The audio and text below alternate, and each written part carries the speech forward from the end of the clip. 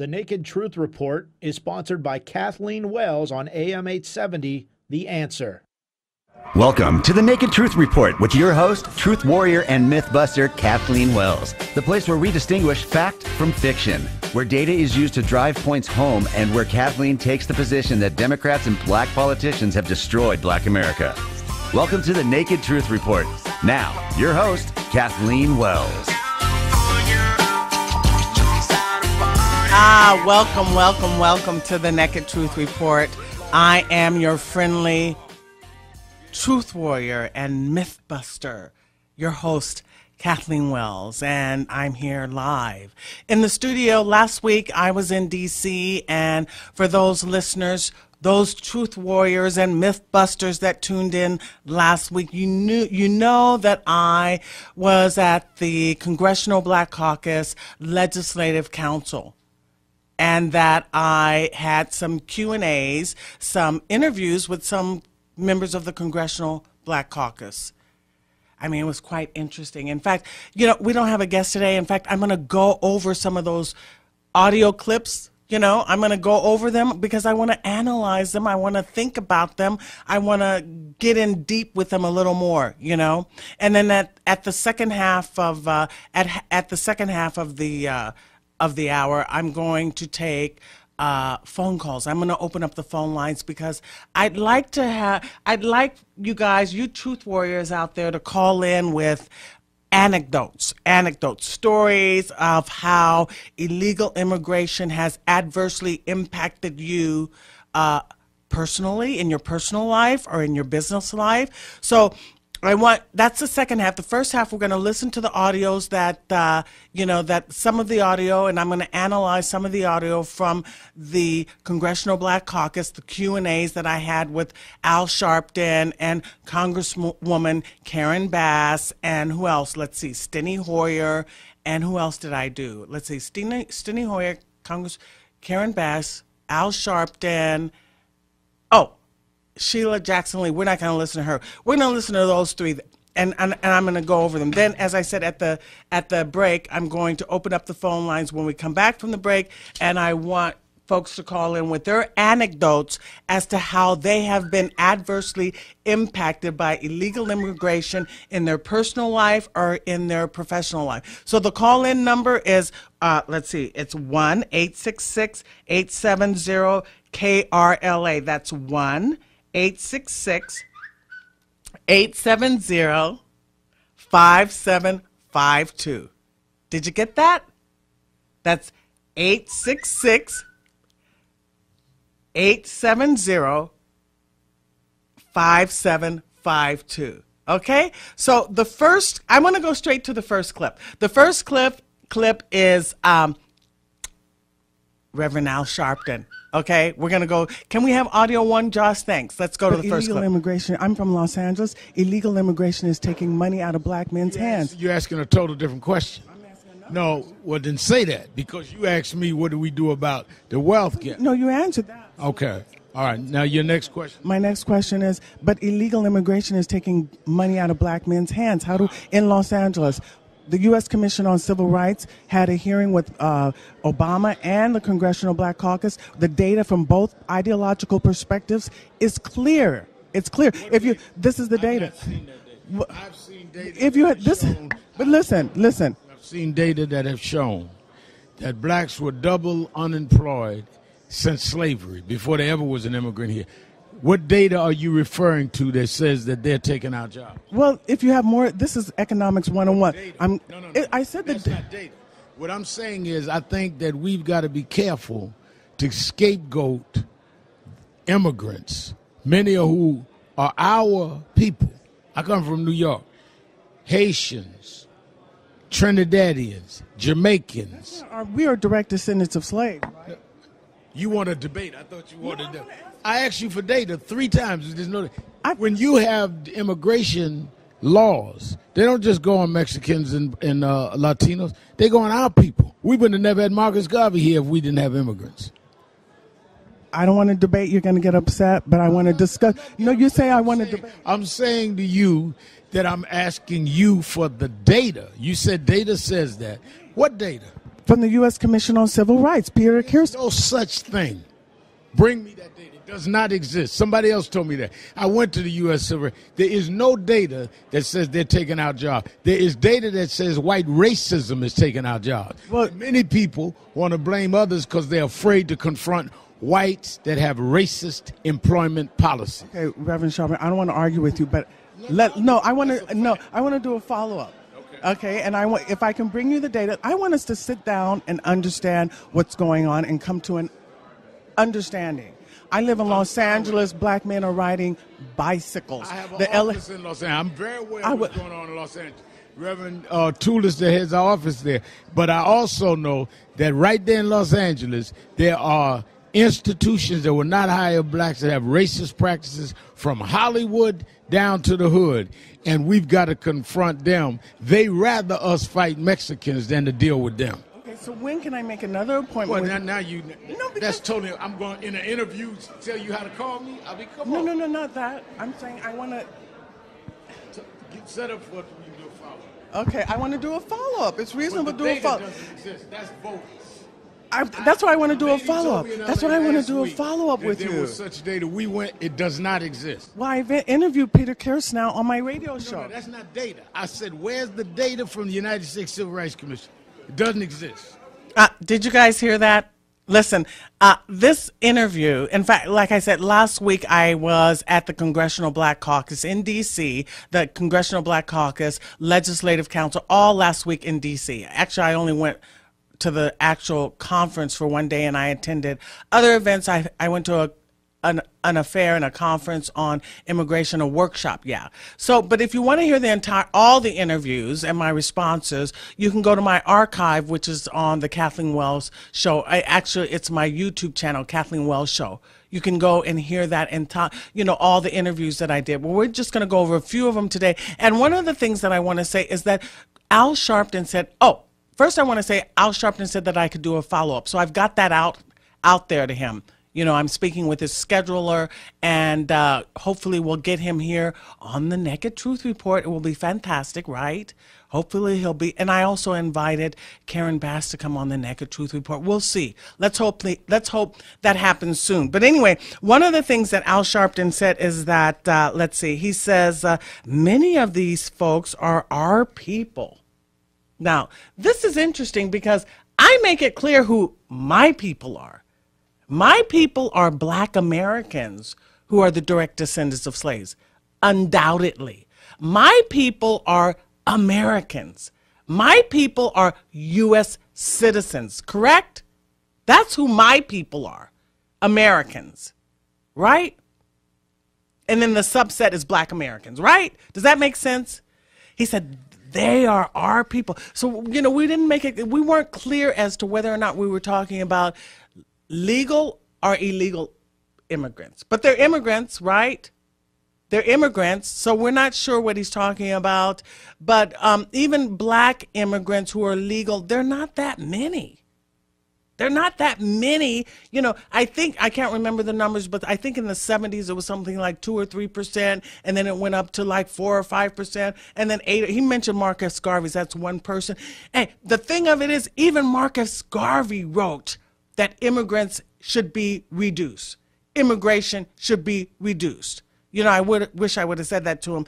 But let's hear that section again, Josh. It's audio 2. Could you play clip 2 again, please? What I'm saying is I think that we've got to be careful to scapegoat immigrants, many of who are our people. I come from New York. Haitians, Trinidadians, Jamaicans. Okay, my response to Reverend Sharpton is that he does not understand politics. He does not understand the game of politics and how it's played and why Black Americans must play the game to win. He is like a hamster on a wheel.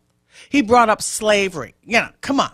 I should have said to him, listen, Sharpton, you've been at this, 30, 40 years, and you're still talking about slavery? So what does that say? He still wants to talk about how racism since slavery has been impacting Black Americans in the job place. We've been talking about jobs and education for Black Americans, for Black men, for at least 150 years. And Al Sharpton, you mean to tell me you've been at this for 30 or 40 years and you're still talking about the same thing? I mean, is that not a problem? That means we're not progressing. That means we're staying stagnant or regressing. And the data tells us, in fact, the first question that I asked Al Sharpton that isn't in the audio clip is, the data says that it will take the average Black American family 228 years to catch up to the average white family. That was the question that I asked him. That was the first one. And for some reason, he felt they were disconnected. Like if you're taking money out of Black men's hands because of immigration, that explains why there's 228 years before the average Black family catches up with the average white family. But he couldn't connect those dots, okay?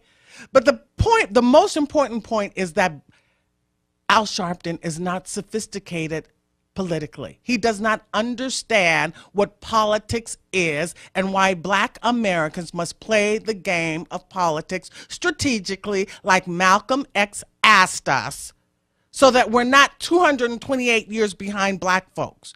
And another thing, I'm behind white folks, so that we're not 228 years behind the average white family. He's just going to keep on talking about racism forever. For 100, I'm going to say, Al Sharpton, are you still talking about racism? You still talking about slavery 300 years later? I mean, what is this man talking about? I don't understand. But I want to go to my response to Al Sharpton, and it's clip 3. Can you play clip 3, Josh, please?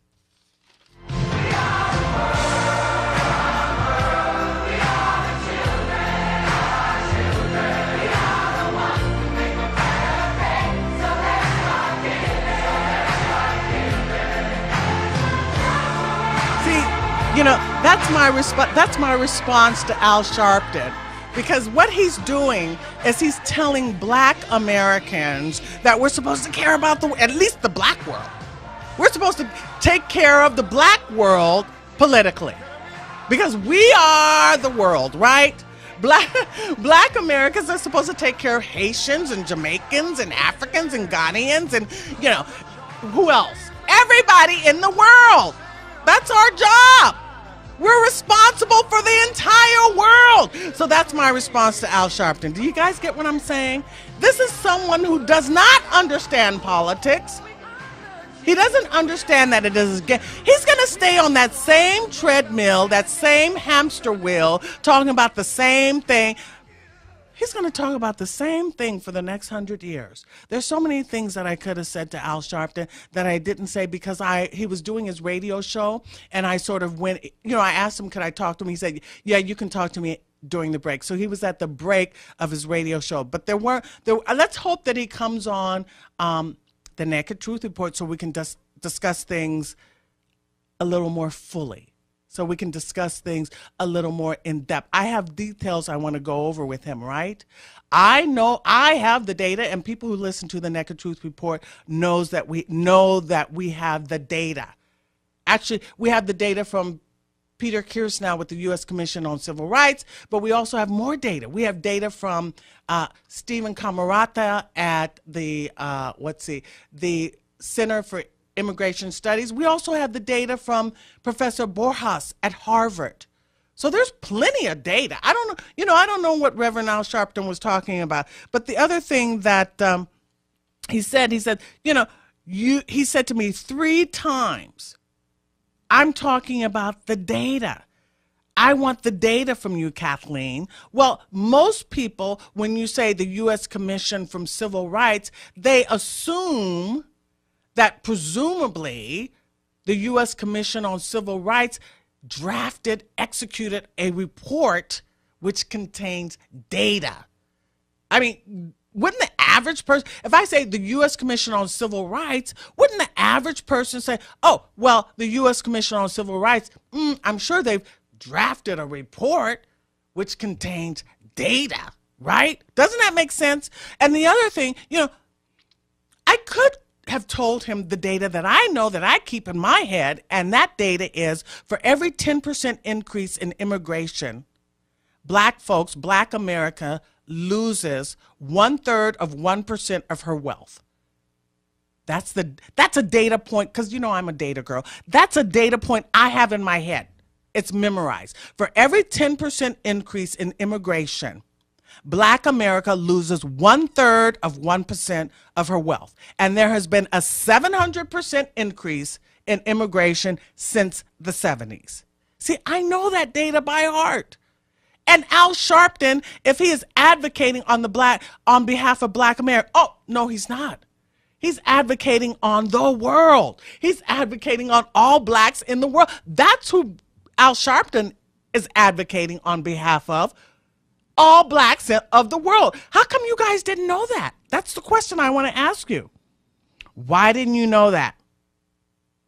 Okay, this is, aside from me playing We Are the World, this is another response that I would like to give to Al Sharpton regarding the data. Josh, can you play clip 4, please?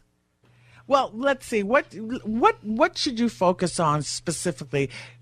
We listened to the testimony that you gave before the Judiciary Committee. Tell me, what was the response from Congress? It depended on who you were talking to. The response from those that should probably have been most concerned, that is, the members of the Congressional Black Caucus, was just silence. We've attempted, by we, I mean several of us on the U.S. Commission on Civil Rights, have attempted to engage the members of the Congressional Black Caucus on a number of occasions ever since we've had several hearings with respect to the effect of illegal immigration on black workers. And in those hearings, the evidence that we adduced was pretty clear. We had witnesses that came from every ideology imaginable, just spanned the ideological spectrum. And even though they may disagree with respect to the essentials of certain political matters, they all agreed that illegal immigration has a negative effect on black wage and employment levels. And because of that, I tried on a number of occasions to engage the members of the Congressional Black Caucus about doing something about this, because we're not talking about an effect that's simply on the margins. We're not simply talking about a slight decrease in black employment levels or wage levels. We're talking about something that's fairly significant, that has, well, put it this way, we don't know of any other single phenomenon that has as deleterious or adverse effect on black wage and employment levels as illegal immigration. It's pretty serious. We don't know of any other element that has an adverse impact on black wages and employment levels other than immigration. It's pretty serious. That was Peter Kirsnow with the U.S. Commission on Civil Rights. He was a guest on this show. He's going to be a regular guest on this show because he knows the data. So Al Sharpton asked me 3 times, do I know the data? I have the data. The U.S. Commission on Civil Rights drafts, executes a report which is chock full of data, right? It's chock full of data. One of the things that Malcolm X, and this is what I've discussed before, this was back in the 60s. Malcolm X asked black folks to be more mature, more sophisticated, more savvy, strategic regarding politics. Why? Because the whole point of politics is to get your group's needs met, correct? What is politics for? People have interests, and they want to get those interests met. They want to get those interests fulfilled, correct? So if Al Sharpton is advocating on behalf of black America, and he does not know that immigration adversely impacts on the wages, it suppresses wages, and it keeps money out of black men's hands, what is he doing? Why doesn't he know that? Why doesn't he know that? Why is he still talking about slavery? Why is he still talking about slavery? Al Sharpton acts like he doesn't realize that there was a black middle class during Jim Crow. He does. He mentioned Reverend Toulis. I think that was his name. I called him and I asked him about immigration's impact on Black Americans in Los Angeles. He has an office right there on Jefferson. I called him. He said Reverend Sharpton said, "Oh, I know what's going on in L.A. I have an office right there. Reverend Toulis has an office. We have what is it called? Something Action Network? I can't even remember. The Something Action Network. They have an office right there on Jefferson." I called Reverend Toulis. I asked Reverend Toulis, illegal immigration, it's impacting Black folks in Los Angeles. You live in Los Angeles. I mean, what do you have to say? He said, this is what he said. He said, immigration, those folks, those immigrants have jobs that Black Americans don't want because they work in the fields. That's what this man said. I mean, it's absolutely ridiculous. Anyway, we have to be more strategic if we want to win politically. Black Americans have to be more savvy and sophisticated. Malcolm X asked us in the 60s to be that way. Josh, can you play clips 5 and 6, please? Thanks. It is very important to understand the world that you're in.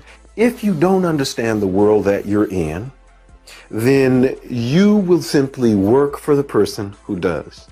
There are many, many, many situations in Philadelphia today where Black people, Black workers are simply excluded. You don't see Black people working as plumbers, as carpenters. You don't see them. Why is that? How can you have all this building going on in Philadelphia and see no Black people? You see, Du Bois was concerned about that even back in the day, this exclusion of Black people. Had we listened to him then, or had the people who were responsible for social policy listened to Du Bois then, I think we'd be at a different place today. Listen to those beautiful, Black, intelligent voices. There are Black men who know what's going on in America, who are politically savvy and sophisticated, who understand the strategy, but they're not played. We don't hear, they're not highlighted in the mainstream media. Why is that? Why is that? Did you hear, we know Frank Morris, we know Peter Kears now, those two voices, those men understand what's going on. They understand economics, they understand politics. They get the issue that, the labor force, it's economics, it's supply and demand. If you have more people this is what I tried to say to Al Sharpton. I said, it's economics 101. Immigration is not exempt from the laws of supply and demand. If there are more people in the workforce, that means more competition. If Black men are Black Americans, I don't even just want to say Black, I want to say Americans. If Americans do not have jobs, why do you bring in more people to compete with them? This is basic economics 101. Why doesn't Al Sharpton understand that? Why is this man so highlighted? Why is this man going all around talking about stuff that doesn't make sense? And why are Black folks listening to him? That's the question.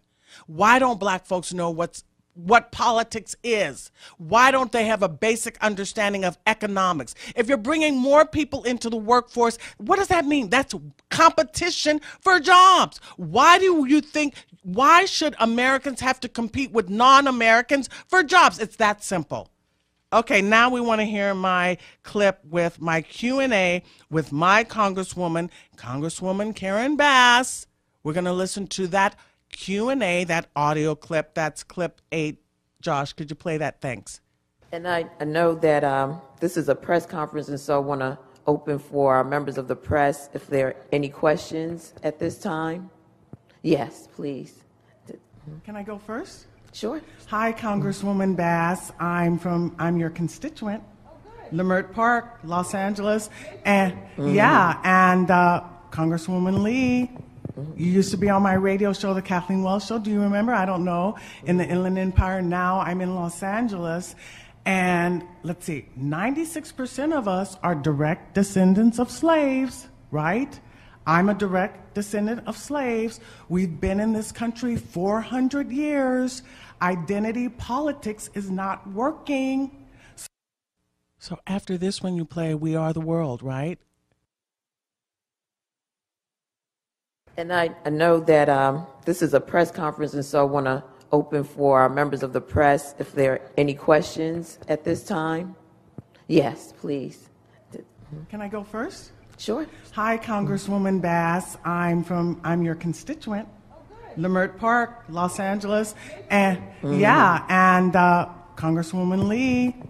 You used to be on my radio show, the Kathleen Wells Show. Do you remember? I don't know. In the Inland Empire. Now I'm in Los Angeles.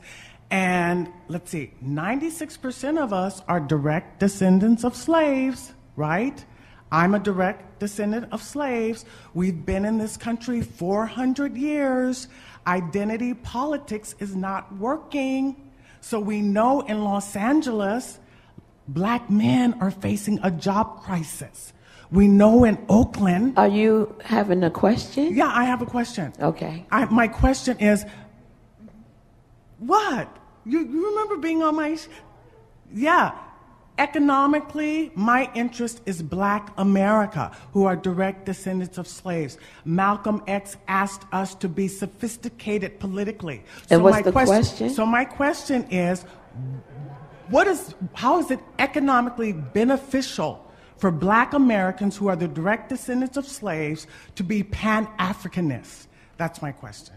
How is it beneficial? Economically beneficial, because the data is clear. How is it economically beneficial for Black Americans who are the direct descendants of slaves to be Pan-Africanists? Because that's what you're asking us to be. Tell me the economic benefit of that, please. I'm your constituent. Okay, constituent. Thank you for coming, and thank you for coming to the workshop. Let me just say that we have real issues in our community, whether you are a descendant of slave from the United States, or whether you are a descendant of slaves from the Caribbean, or whether you are a descendant of slaves from Latin America. We have a very big job problem in our community, and one of the issues that I think is critically important to work on is making sure that Black people can get jobs. And so within Los Angeles and within our district, specifically what I have worked on is that whole Crenshaw line coming through, the transportation jobs, as well as jobs within the city of Los Angeles. And so it's my responsibility to get out there and do the outreach, because there are city jobs available, there are county jobs available, and make sure that our folks know about it. The other issue that we have within our community are folks who are ex-offenders. And so another big area that I have been working on is to make sure that folks who are ex-offenders who were formerly incarcerated can be hired. So that is proactive outreach that I have been doing in conjunction with our city councilman, Marquise Harris Dawson. Just 2 weeks ago had a fair that was specifically targeting Black workers. What I think is critically important, though, is that we cannot allow ourselves to be divided and pitted against each other. So I can work on behalf of African Americans who are descendants or in the United States, as well as folks from other countries who come to the United States who look just like you and just like me. But that doesn't work, because that doesn't work. Well, because if you want to have a conversation about it, we can do that on the side. I would love to. Because what we're trying to do right now is a press conference, and I know that there is a distinguished representative from the New York Times who would like to ask a question. But I'm happy to continue to dialogue with you about this, okay? I would love to continue the dialogue. So let's do that. Okay, let's do that. Thank you. I'd like to talk with you, too. Thank you. There was that's my congresswoman, Karen Bass. She said there's a distinguished journalist from the New York Times that has a question after you. Well, one of the things I want to say is that, let's see, illegal immigration is a globalist issue, right? And another thing I want to say, that distinguished journalist, she was from Haiti. Hello. Clip 8. This is my response to Karen Bass.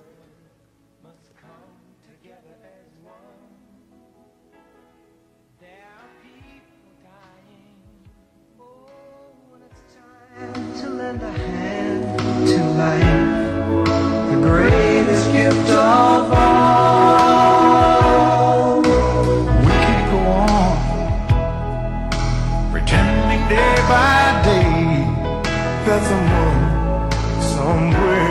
soon make a change. We all a part of God's great big family. And the truth, you know, love is all we need. We are the world. We are the children. We are the ones who make a brighter day. So let's start giving. There's a choice we're making. We're saving our own lives. It's true, we make a better day. Just you and me. Are you a local business owner? Are you interested in increasing customer counts and store traffic or increasing traffic to your website? If you answered yes, then you need to advertise on the Naked Truth Report. For more information on how to become a sponsor, please reach out to RJ Beaton at 818-517-KRLA. That's 818-517-5752. Or email us at rj@krla870.com. That's rj@krla870.com. Kathleen Wells, the host of the Naked Truth Report, wants to hear from you. Just like our borders, the phone lines, well, they're wide open. Call in at 866-870-KRLA. That's 866-870-5752. 866-870-KRLA.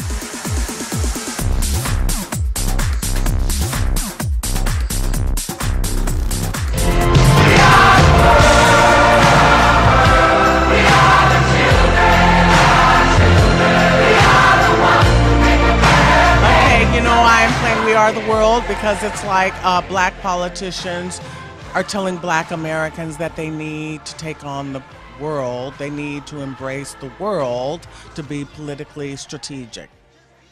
That's to their economic, political advantage, to embrace all black people throughout the diaspora.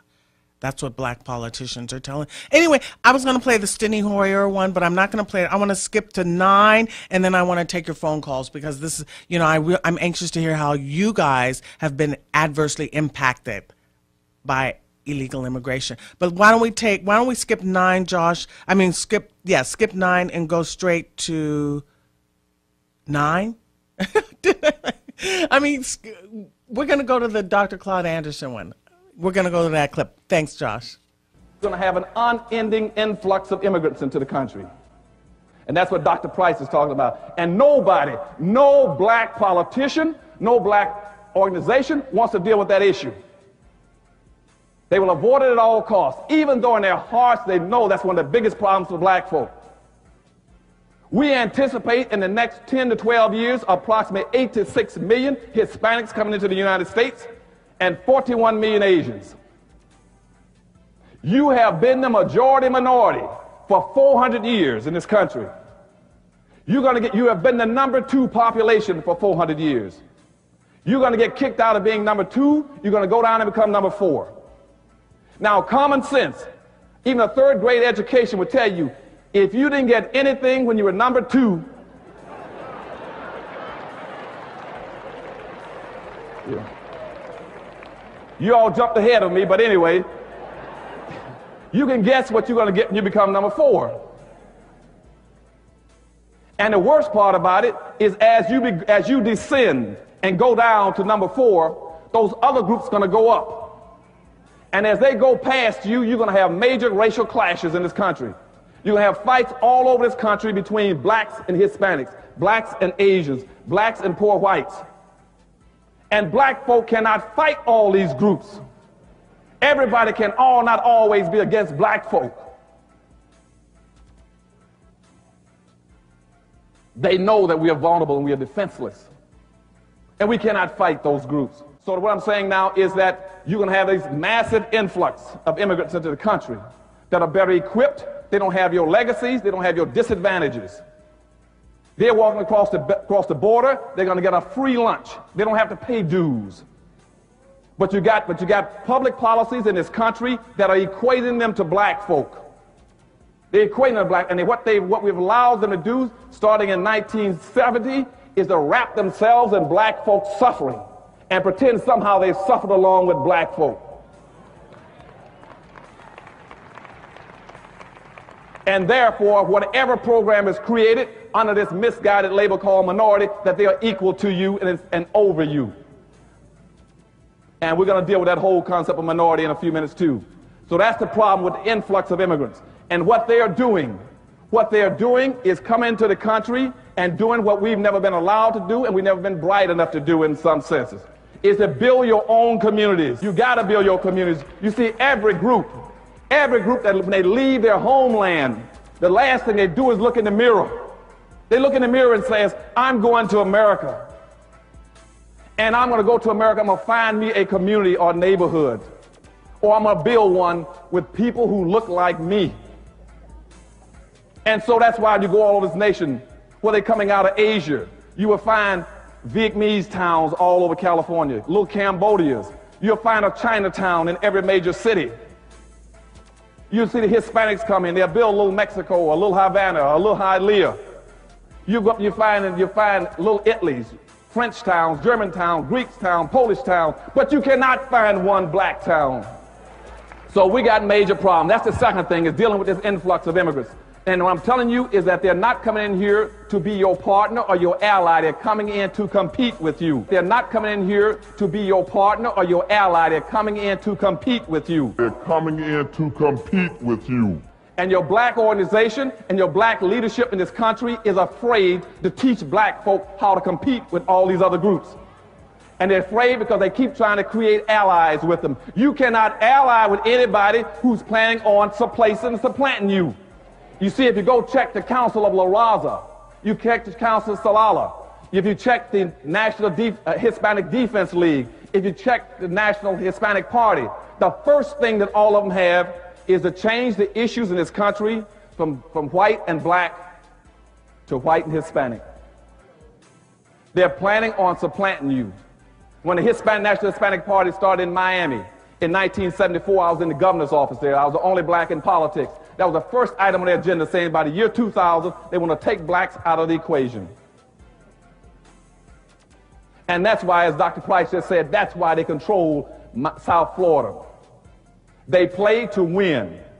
We play to play. So who's the coward? I think Reverend Sharpton, Mr. Sharpton, is the coward. Because he doesn't tell the truth, because he doesn't explain to black folks what the game of politics is, and that we must play to compete to win, if he knows that. So he's the coward, because he's not telling the truth. He's still stuck 400 years back, right? So anyway, I'm going to open up the phone lines. That was Dr. Claude Anderson, who's going to be a guest on the show as soon as I read his newest book, which is a Black History Reader, 101 Questions You Never Thought to Ask. I love Dr. Claude Anderson. He's the one that he was a regular guest on my radio show when I was liberal. I'm going to have him on this show. He is beautiful. He's wonderful. I love Dr. Claude Anderson because I learned from him what politics is and why it is necessary for blacks to play the game of politics and to play to win. Otherwise, you're repeating the same thing over and over and over, and you're stuck at slavery. So I'm going to take the phone call. We have a phone call. Do we have a phone call? Yeah. I have a call from Phil. Hi, Phil. Welcome to the Naked Truth Report. Yes, I didn't know that you guys had a new program. This goes to my radio. Actually, I come on the radio time to time at KGLA, talk politics. I'm originally out of St. Louis. And my homeboy Dick Gregory just passed. And similar to what you're talking about was Dick Gregory talking about and Tony Muhammad talking about. And somewhat you right away by the out in Sharpton. But the key is, about the immigration, we're always going to be racist, and, until the day we leave here. I think sadly we have more unity. What we need to do, stop complaining about the white man, that you had more black millionaires in the United States than ever before. We need more people like LeBron James, look back and hire these brothers jobs, brothers that really got the money and get together and come as unity. Because we never had these many black millionaires in the United States. So it's no excuse. We need to come together as unity and fight injustice. So peace, I'm out. Hope to talk to you again. Phil, God bless. Okay, Phil, I'm not sure what you said, but yeah, you're like, we need to do this, that, and the other. We need unity. This show, I'm focusing on illegal immigration, right? I want to talk about how immigration, legal and illegal, adversely impact. We're talking economics. We're talking economics.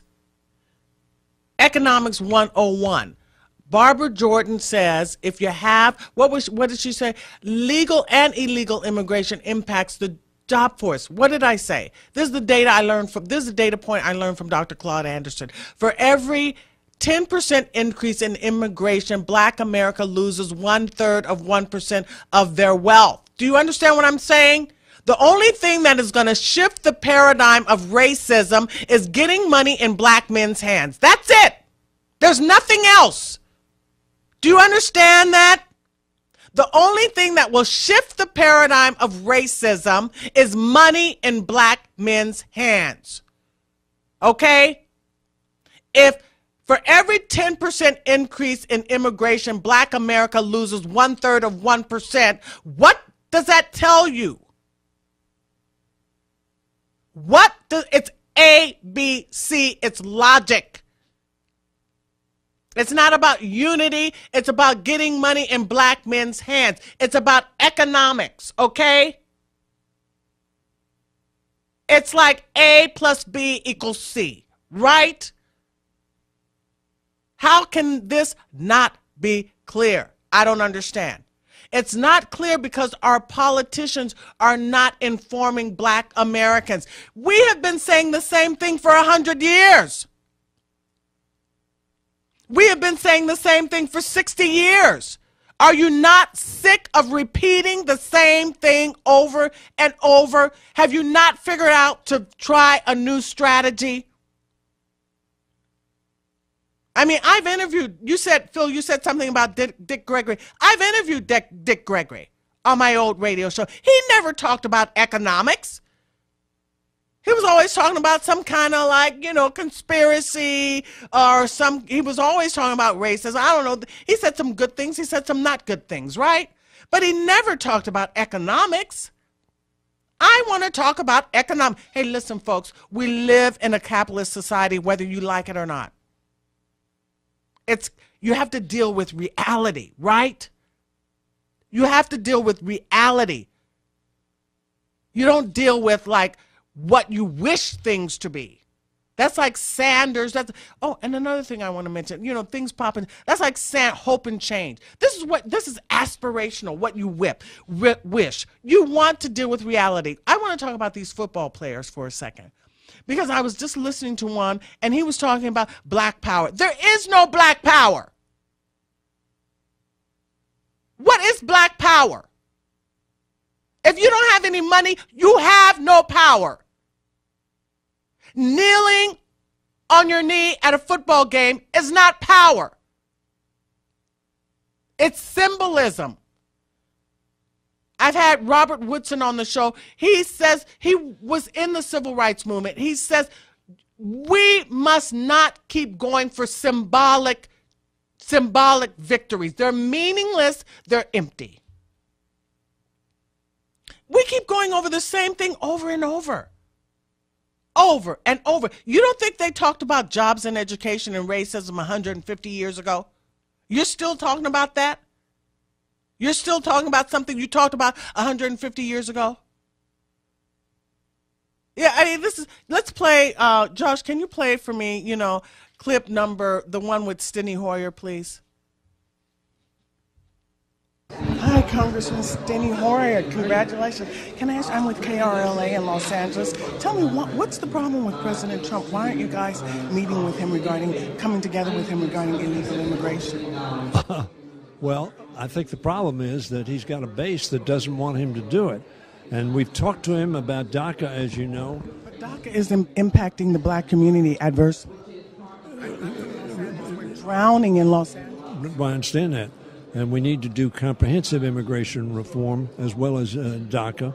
And we want the president to work with us to get that done. Very frankly, we believe if we put either a comprehensive immigration reform bill on the floor or DACA on the floor, both of them will pass. But the thing of it is 800,000 jobs are missing. If 800,000 jobs in Los Angeles are needed by black American citizens, we are the direct descendants of slaves. We need those 800,000 jobs. Black Americans in Los Angeles are suffering a job crisis. Black America is crying. We need the help of the Democrats. I certainly agree with that. We're facing a jobs shortage for a lot of people in this country, and we have to work on that. And we need to work together on that. We need to invest in infrastructure, growing our economy. We need to invest in education. I just came from a forum talking about housing. You're right, but I don't think the DACA children are taking jobs from anybody. In fact, I don't think they're help creating jobs. But you know what? We had the U.S. Commission on Civil Rights. And that's why the Congressional Black Caucus is very strongly for passing DACA. Thank you. Okay, that was Minority Whip Steny Hoyer, who represents the 5th District in Maryland. You know, like I said, last week I was at the Congressional Black Caucus. The Democrats do not represent the interest of black America. We've been with them for 5 decades. And black America is, for the average black family to catch up with the average white family, it will take 228 years. Do you understand that? Is that meaningful to you? Is that significant to you? Does that make sense to you? This is called data. For the average black family, it will take them 228 years to catch up with the average white family. This is despite 5 decades of voting Democrat. Do you understand that? Is that meaningful to you? Does that matter to you? Do you understand that? Do you understand that these are called data points? Do you understand that for every 10% increase in immigration, black America loses 1/3 of 1% of her wealth? Do you understand that? Does that make sense to you? And there has been a 700% increase in immigration since the 70s. Do you understand? Does that make sense to you? This is called data. I know you don't get it very much, because what do we normally talk about? What do we normally hear from our politicians? Can you play We Are the World? This is what we hear from our politicians.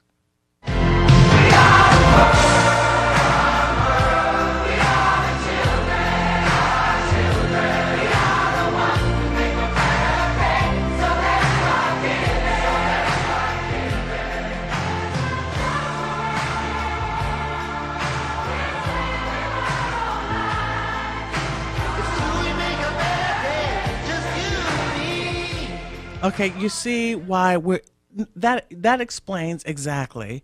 We Are the World, Hope and Change, explains exactly why black Americans, the average black family, will take 228 years before they catch up with the average white family. Do you understand that?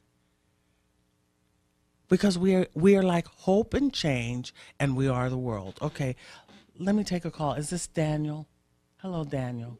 Hello. I just wanted to thank you very much for what you've been saying. It seems to be that we don't recognize that other immigrant groups have come over here on their own or other ways, but African Americans were enslaved and brought here by force. We've paid reparations to Japanese Americans. We've never paid any reparations to African Americans, and it seems that, as you said, or the audio said, that basically now that the other groups are coming in much, much larger numbers, and it's good to promote diversity, but before we get to that, we really need to take care of the unfinished business that we've never really had an inclusive society with opportunity and economic opportunity for African Americans. And I think this is just really, really wrong. I really don't know how to stop it, except that at least someone's saying something. You're saying something about it, but it doesn't seem to be the political will. We had Barack Obama as president. I thought that might make a difference, but it seemed that those issues never got attended to at all. I don't know why. Not that we should assume because he's African American that he would attend to those issues. But you think there would be a greater sensitivity to it somehow, but it never seemed to happen. And time's going by, and before you know it, the tide of the other groups will simply wash over. And I don't know if justice will ever be delivered. It's just terrible. It's shameful, really. It's shameful. I really appreciate what you said, Daniel. Thank you. We only have 3 more minutes. It's shameful. It's pathetic. It's disgusting. It's disingenuous. It's insincere. It's wasteful. It's wasteful. It's reckless. It's negligent. It's diabolical. Black Americans, we have 2 minutes left. I'm not going to take this phone call. We have 2 minutes left. Black Americans have to care for Black Americans, okay? Or we're done. We're finished. We will be a permanent underclass if we don't get it together, okay? A permanent underclass. We will be smothered. And we've been in this country 400 years. See, the Democrats don't have your interest because they have you erasing statues. History is important. Dr. John Henrik Clarke tells us history is important. It is always a current event. We spend all this time and energy on football players kneeling at a football game. These men make millions of dollars, and they don't do anything. They don't do anything to help and come because they don't understand. They think raising their fists or kneeling on their knee is black power. This is irresponsible. This is reckless. It is keeping young black men triggered on nonsense. Triggered on nonsense. Do you understand? If you don't understand, I don't know what Reverend Al Sharpton understands or what he doesn't, but I tried to tell him, listen, basic economics 101. I've got to believe the man goes around places where people try to talk to him. In fact, he did say someone came and spoke to him about the U.S. Commission on Civil Rights before, and he went and they have no data. So to me, if someone spoke to him about the U.S., this man does not have the interests of black America. There's no doubt about it. Because if someone talked to him about the U.S. Commission on Civil Rights, and I know people in my social media have told me people have called in his radio show and tried to talk to him, and he hangs up on them. So in other words, Reverend Sharpton, this is what really pisses me off. These people profess to be religious. Anyway, we're closing off now, and I'd like to give my love song. We're not going to play We Are the World. We're going to give my love song to people who have deep roots in America, deep roots in California, and deep roots in Los Angeles. Black Americans, you have been here 400 years. That matters. That matters. If one person matters, the numbers matter.